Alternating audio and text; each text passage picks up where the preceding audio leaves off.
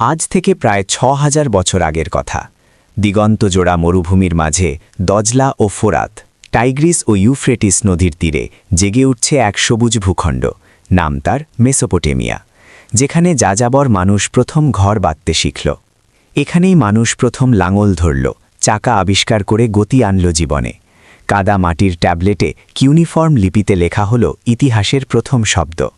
তারা শুধু শহর বানায়নি, তারা বানিয়েছিল গণিত আর বিজ্ঞানের ভিত্তি।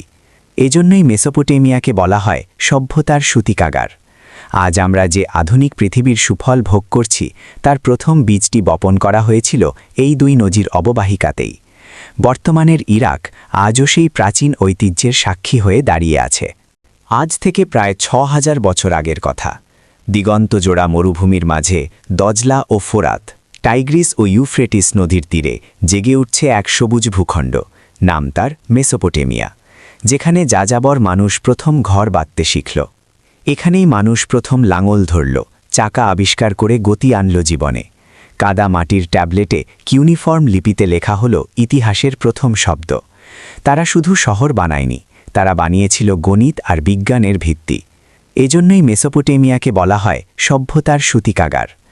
আজ আমরা যে আধুনিক পৃথিবীর সুফল ভোগ করছি, তার প্রথম বীজটি বপন করা হয়েছিল এই দুই নদীর অববাহিকাতেই। বর্তমানের ইরাক আজও সেই প্রাচীন ঐতিহ্যের সাক্ষী হয়ে দাঁড়িয়ে আছে।